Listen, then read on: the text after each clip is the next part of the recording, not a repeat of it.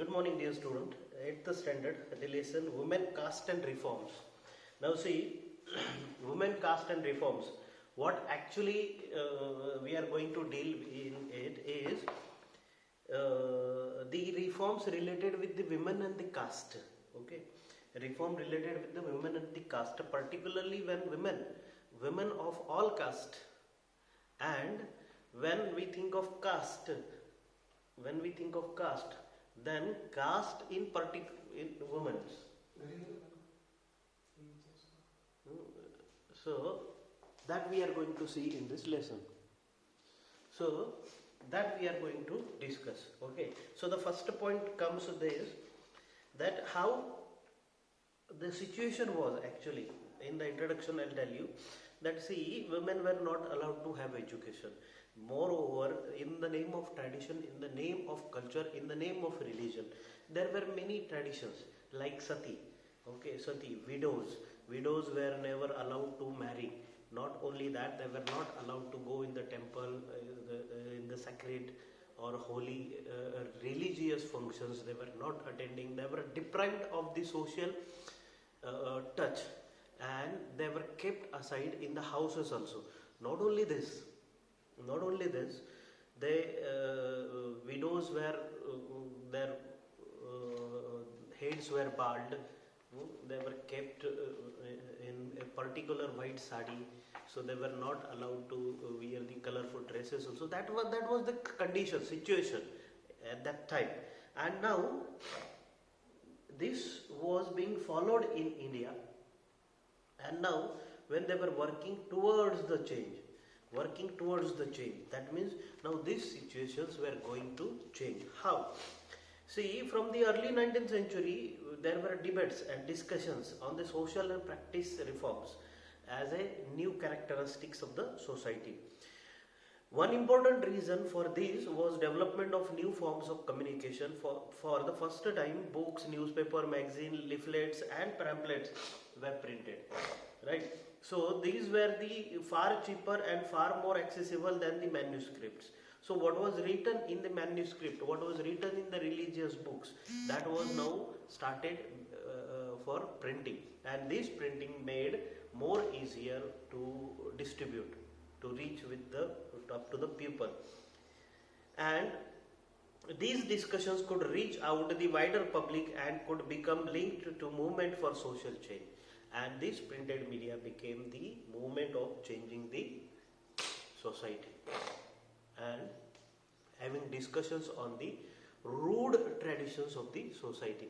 It's not the thing that only in India the traditions were rude. There in Western countries also, women were not treated very honorably, right? They were given the same treatment, but with the different traditions. Here we had sati tradition, there were some other traditions, but they were not given the equality in the society. And this, when the learned people, fellows came over, they started making discussions on this, and this became the first step to change the printed medium. These debates were often initiated by Indian reformers and reform groups. One such group was Rajaram Mohan Roy. About the women, if there comes any discussion in India, the first name that comes who started with the reform, that was Rajaram Mohan Roy. In 1772-1833, he founded a reform association as Brahmo Sabha. Brahmo Sabha means a person who is literate, a person who is educated, the really educated person, जिसके विचार अच्छे हैं, ऐसे लोगों की सभा उसे कहते हैं ब्राह्मो सभा. Talented people, wise people. So in Calcutta he started it, and people such as Rajaram Mohan Roy are described as reformer because they felt that changes were necessary in the society and unjust practice needed to be done away with it. They thought that the best way to ensure such changes was the pursuing people to give up old practices and adopt a new way of life. Rajaram Mohan Roy के घर से change शुरू हुआ. राजाराम मोहन राय के जो भाई थे, he died, and his wife, his brother's wife, was forced by the society to go for sati, to die with the dead body. And there Rajaram Mohan Roy protected and the widow, and he also went for the widow's marriage. Rajaram Mohan Roy was keen to spread the knowledge of Western education in the country and bring about the greater freedom and equality for women. And he wrote,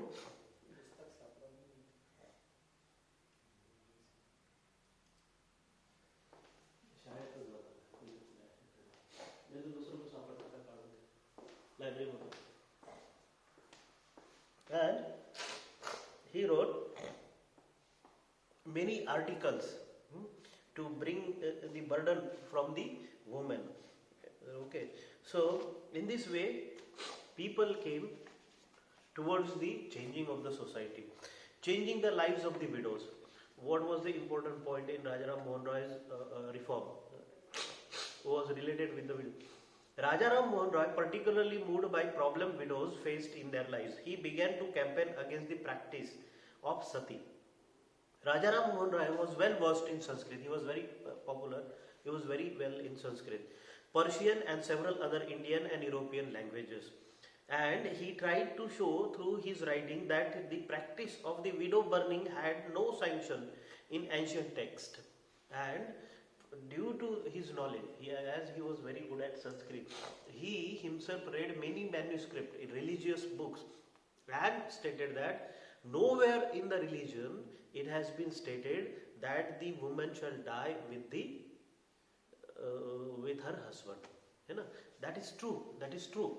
If we believe in Ramayana and Mahabharata, 1,000 years before, where the widows of Dashratha, right, in Ramayana, three widows of Dashratha, they lived, mother of Rama, three mothers of Rama, they did not go sati. So there was nothing, there was no tradition in the ancient text of Indian, but somehow this tradition came into practice, and mostly it was practiced from the North India. So these started extending up to South India also. This Rajaram Mohan Roy depicted that in the religious books there's no proof where it has been written that these widows must go sati. So many British officials had also begun to criticize Indian traditions and customs. They were therefore more than willing to listen to Rajaram Mohan Roy, who was reputed to be learned man. In 1829, sati was banned. And the British also criticized this tradition, and so British also helped Rajaram Mohan Roy. And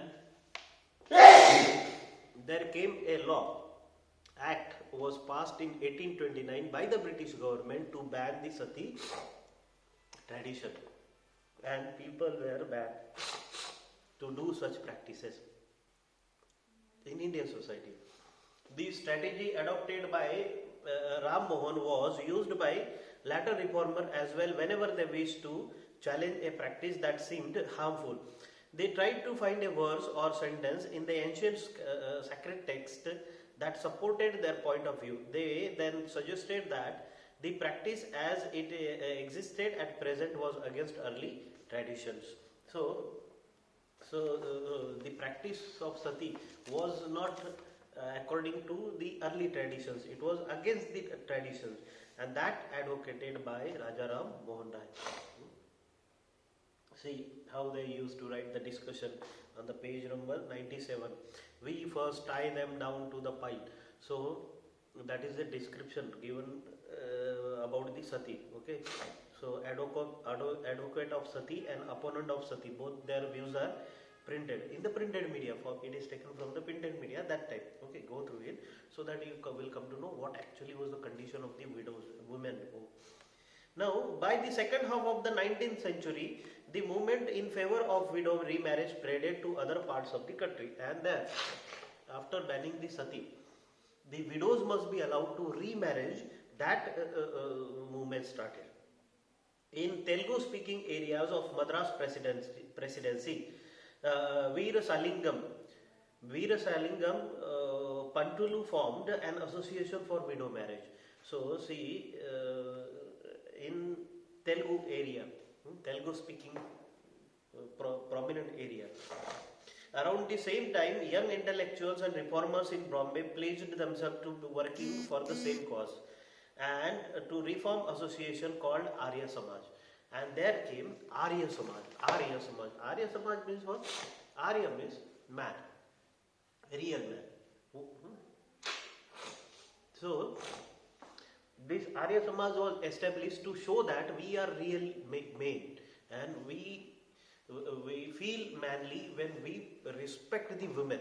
So this Arya Samaj came into existence, and it was founded with the view that Arya Samaj will work for the widow remarriages, and many young people also joined the Arya Samaj. Yet the number of widows who actually remarried remained low. That was low, but it started. Those who married were not easily accepted in the society, and conservative groups continued to oppose the new law.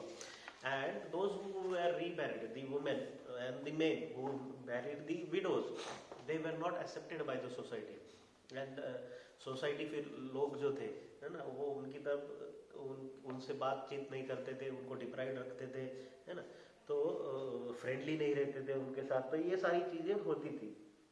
इसलिए window remarriage जो था वो बहुत कम था, है ना, बहुत कम था. आज भी तकरीबन 10% विडोज 10 to 20% विडोज के रीमैरिजेस होते ही नहीं है इंडिया में. ठीक है. Next point, girls begin going to the school, and the education we have seen in the previous chapter only. The education started. Girls were allowed to go to the education as the English school, British school started, and in 1785, 1729, right? So Lord Macaulay, when he brought the reform in the education, and the Indian education was banned. The madrasas and temple education was banned, and the British school started. At that time, the British school allowed the girls also to come in the school. See, many reformers felt that education for girls was necessary. Vidyasagar in Calcutta and many other reformers in Bombay set up a school for girls. When the first school were opened in the mid 19th century, many people were afraid of them. They feared that schools would take girls away from home, prevent them from doing their domestic duties. Moreover, girls had to travel through public places in order to reach schools. Many people felt that would have a corrupting influence on them. They felt that girls should stay away from the public spaces. Therefore, throughout the 19th century, most educated women were taught at home by liberal fathers or husbands. Sometimes women taught themselves. Now, see, what happened? Even the education started due to many reasons. Society, those who were liberal father, those who thought that my daughter should be educated, he started teaching his daughter at home only instead of sending in the school. So first the education started, like Savitribai Phule. Savitribai Phule was taught by Mahatma Jyotiba Phule. She was taught at home. She learned it, and then she started going in the society and teaching the girls. So she dared, but people couldn't dare. Other women couldn't dare. So, do you remember that you have read about Rasundari Devi? Okay, in your social and political life last year, 7th standard. And in the latter part of the century, schools for girls were established by Arya Samaj in Punjab and Jyotirao Phule in Maharashtra, and Savitribai Phule mostly. So, in aristocratic Muslim households in North India, women learned to read the Korean and Arabic. There they were taught by women who came home to teach. Okay. Some reformers such as Mumtaz Ali reinterpreted verses from the Korean to argue the women's education. The first Urdu novel began to be written from the late 9th century. Amongst the other things, these were meant to encourage women to read about religion and domestic management in language they could understand. So, women started going to the house to house to teach the girls and teaching the education. Women write about women. and then women started writing their own literature about the women only, that how and what the woman shall get. Okay, so in the early 19th century, Muslims women like Begum of Bhopal played a notable role in promoting education among the women. They founded a primary school for girls at Aligarh. Another remarkable woman, Begum Rokia Sheikh Sakawat Hussain, started school for Muslim girls in Patna and Calcutta. She was fearless critic of conservative ideas, arguing that religious leaders of faith accorded an inferior place to women. So it is a these Muslim women also came further. 1880, Indian women began to began to enter in the universities for the higher education. Until that time, higher education was so good that women became master of the languages, and so they started writing their own scripts, their own novels, stories, and many women began to write and publish their critical views on the value and place of the woman in the Indian society. Okay, Tarabai Shinde, a woman educated at home at Pune, published a book, 3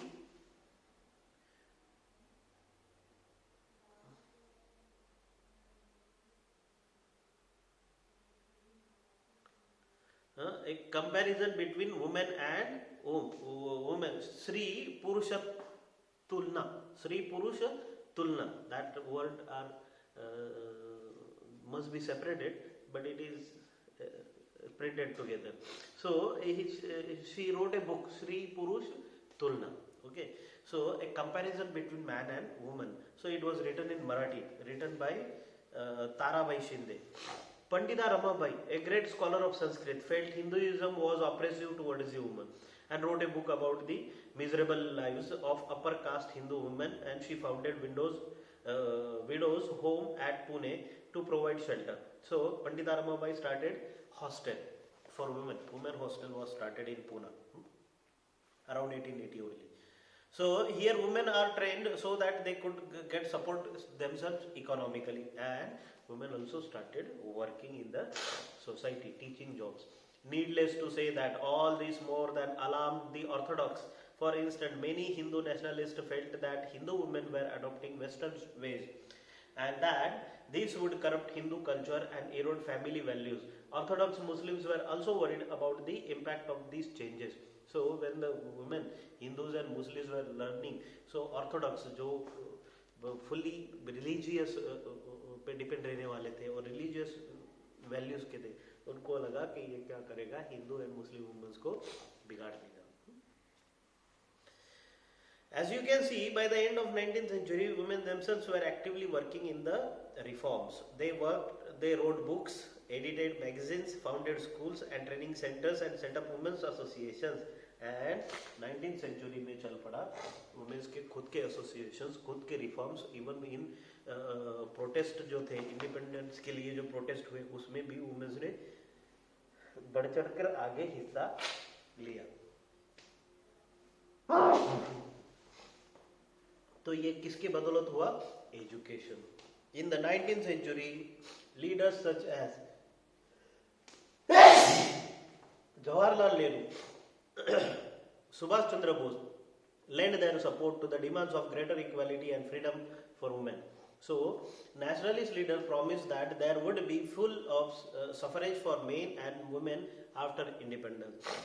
However, till then, they asked women to concentrate on the anti-British struggles, and then the women also started participating in the anti-British struggle. Educated women. Okay, so the education has brought this change.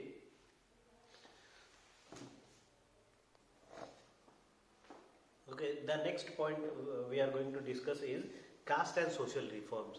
अब ये education में जब girls women आगे आ गई तो cast and social reforms में भी इनका योगदान रहा. कैसे रहा? सी सम ऑफ द रिफॉर्म्स, जैसे हमने राजा राम मोहन राय का रिफॉर्म देखा, बुद्धिज्म का टेक्स्ट देखा है ना इन द प्रीवियस लेसन, कि बुद्धिज्म कैसे फ्लोरिश्ड हुआ, right. So that was critical of caste. Okay, Prarthana Samaj adhere to the tradition of bhakti and believed in the spiritual equality of all the caste. So जैसे ब्राह्मण समाज आया, आर्य समाज आया, वैसे ही cast और रिलीजन में आया प्रार्थना समाज. अब ये प्रार्थना समाज क्या था? प्रार्थना समाज बिलीव दैट सबको भक्ति करने का, भगवान की पूजा करने का इक्वल राइट है. इक्वल राइट है. सारे इक्वली भगवान के सामने सारे इक्वल है और सभी भगवान का नाम ले सकते हैं, उसकी पूजा कर सकते हैं. ये था प्रार्थना समाज. यहाँ पे कास्ट के इस पे ये नहीं था कि जो दलित होंगे वो मंदिर में नहीं जा सकते वगैरह, या फिर प्रार्थना नहीं कर सकते, या फिर होली बुक्स नहीं पढ़ सकते. तो ये प्रार्थना समाज को मंजूर नहीं था, है ना. तो प्रार्थना समाज ऐसा फाउंडेशन था जो मानता था कि सबको इक्वल राइट है भक्ति का. दी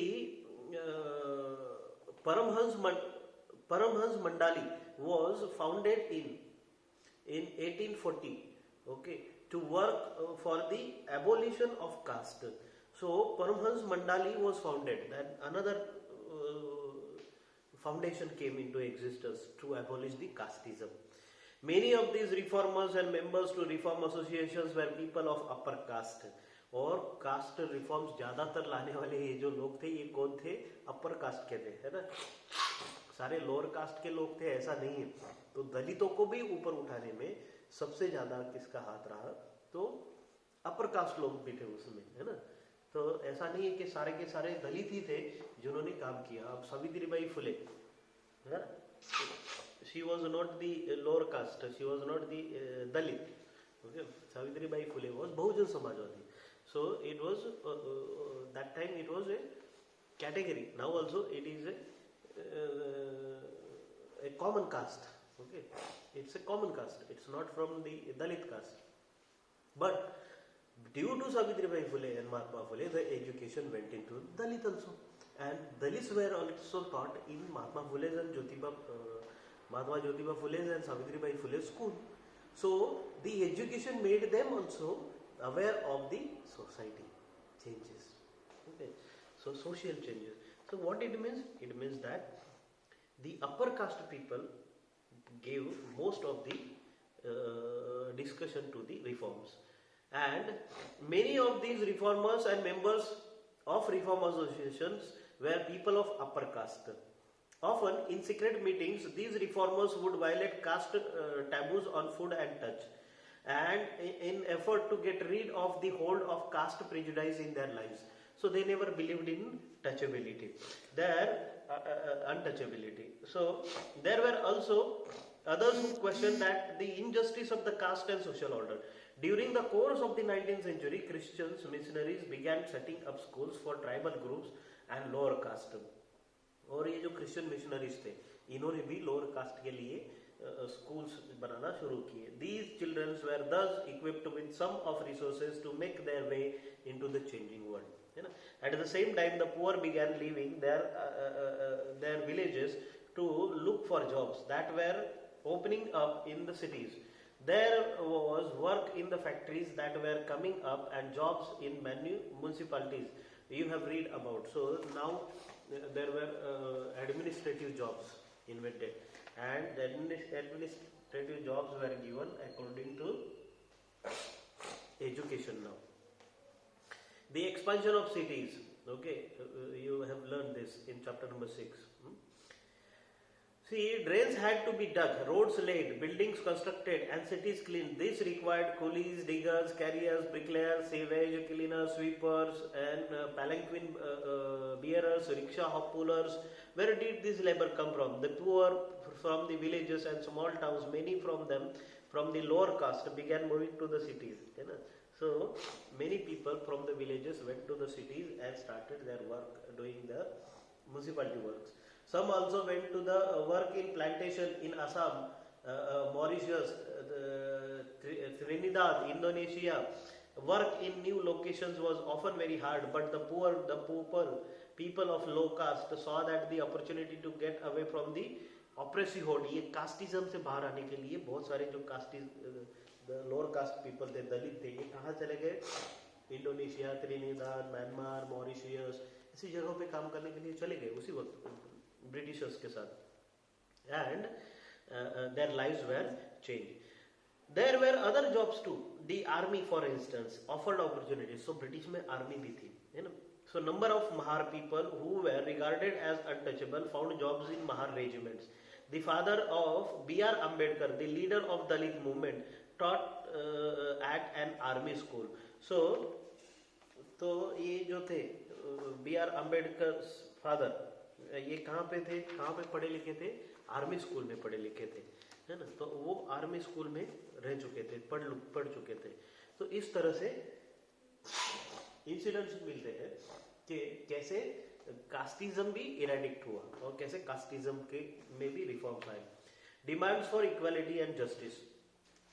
सी now gradually when people started learning, non-Brahman caste began organizing movement against the caste discrimination. A demand for equal right and equal justice put forward. So the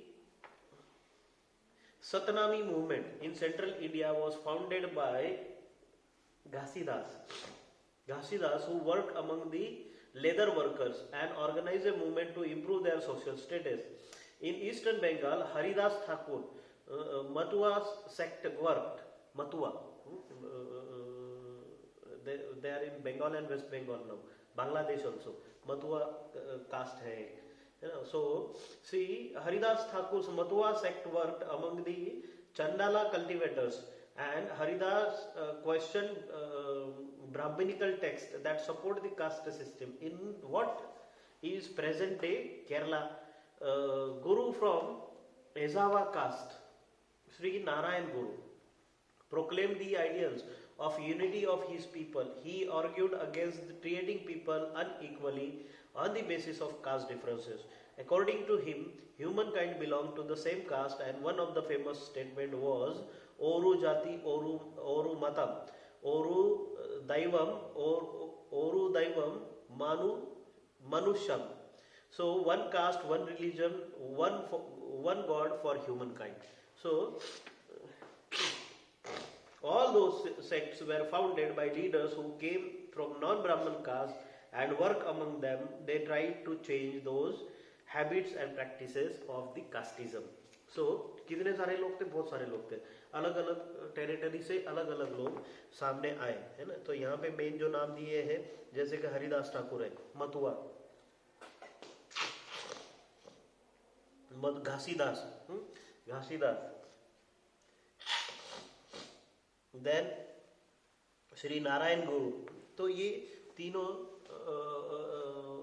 18-19 century के आसपास ये तीनों जो हुए, उन्होंने अपने कास्ट के लिए, ये नॉन ब्राह्मण थे और इन्होंने क्या किया, कास्ट रिफॉर्म्स पे लोगों का ध्यान दिखाया. Gulamgiri. One of the most vocal amongst low caste leaders was Jyotirao Phule. Common caste में, लो कास्ट में ज्योतिराव फुले ये सबसे ज्यादा इन्फ्लुएंशियल पर्सन रहे, because he was well educated, he was very open for reforms, and he presented what he did. He presented his knowledge in the written format. So he was born in 1827 and studied in the school set up by Christian missionaries. On growing up, he developed his own ideas and injustice about the caste, especially by the Brahmin. He sent out attack on the Brahmins and claimed that they were not superiors to others. So since they were Aryans, Phule argued that Aryans were foreigners who came from outside of the subcontinent and defeated the subjugated and true children of the country, those who have lived here. The Aryans, they began looking at the defeated population as inferior, and ये Aryans ने, यानी the Brahmins believed that they are Aryans, they came from foreign, and और ऐसा एक theory है, Aryan theory है ना, कि खैबर पास में से, खैबर खिंड में से कुछ आर्यंस आए. उन्होंने यहाँ पे इंडिया के जो, हिंदुस्तान के जो आदिवासी थे, लोग थे, कबीले थे, इन पे आक्रमण किया, इनको हराया. तो इसलिए वो अपने आप को सुपेरियर मानने लगे, है ना. सो अपने आप को सुपेरियर मानने लगे और यहाँ पे के लोगों को इन्फीरियर मानने लगे, और उन्होंने स्टार्ट किया कि हम सबसे बड़ी कास्ट है. और ऐसा भी माना जाता है कि आर्यंस के पास क्या था कि तीर कमान था, धनुष बाण था. इसकी वजह से वो यहाँ के लोगों को हरा पाए। तो कुछ जो थेरीज है हिस्ट्री, बहुत रिसर्च करने वाली चीज है ना, कि आर्यंस अगर आए और उनको उनके पास बोज एंड एरोस थे, तो हम 5000 साल पहले जिस राम की पूजा करते हैं वो की कौन सा क्या यूज करते थे, तो धनुष्बाण ही यूज करते थे। हम जिसकी दुर्गा की पूजा करते हैं, शिव की पूजा करते हैं, ये क्या यूज करते थे, धनुष्बाण ही यूज करते थे। तो आर्यंस के पास वो था और हमारे पास नहीं था, ऐसा कुछ नहीं है ना। सो हम कुछ जो चीजें हैं वो हिस्ट्री में क्या हुई, बैडली मिक्स्ड हो गई है ना। वो ना ही वो हमसे जीते, ना ही हिंदुस्तान के लोगों के से जीत पाए, बल्कि उन्हें यहाँ पे आने के बाद यहाँ की लैंग्वेज द्राविडियन संस्कृत वो पढ़नी पड़ी। आर्यंस की लैंग्वेज अलग थी, राइट, और यहाँ पे आने के बाद उन्हें यहाँ की लैंग्वेज पढ़नी पड़ी और यहाँ के संस्कारों में उनको रहना पड़ा। तो आर्यंस जो थे ये टोटली क्या थे, नॉन वेज खाने वाले थे। यहाँ पे आने के बाद वो वेजिटेरियन हुए। सो इन दिस वे, तो क्या है हिस्ट्री में क्या हुआ, बहुत सारे चेंजेस है। तो हिस्ट्री बहुत सोच समझ कर पढ़नी चाहिए। And Phule claim that according to Phule, the upper caste had no right to their land and power. In reality, land belonged to indigenous people. तो तब जब लोग ब्राह्मण कहते थे कि हम आर्यंस हैं, तो महात्मा फुले ने भी अटैक किया कि तुम आर्यन हो तो तुम बाहर के हो, तो यहाँ पे तुम्हारा कोई रिलेशन नहीं, ना लैंड से ना पावर से, है ना। So Phule claim that before Aryan rule, there existed a golden age when warrior peasants tilled the land and ruled the Maratha countryside in just and fair ways. And he proposed that Shudras, laboring caste, and Ati Shudras, the untouchable, should unite to challenge the caste discrimination. And Satyashodhak Samaj was formed by Mahatma Jyotiba Phule.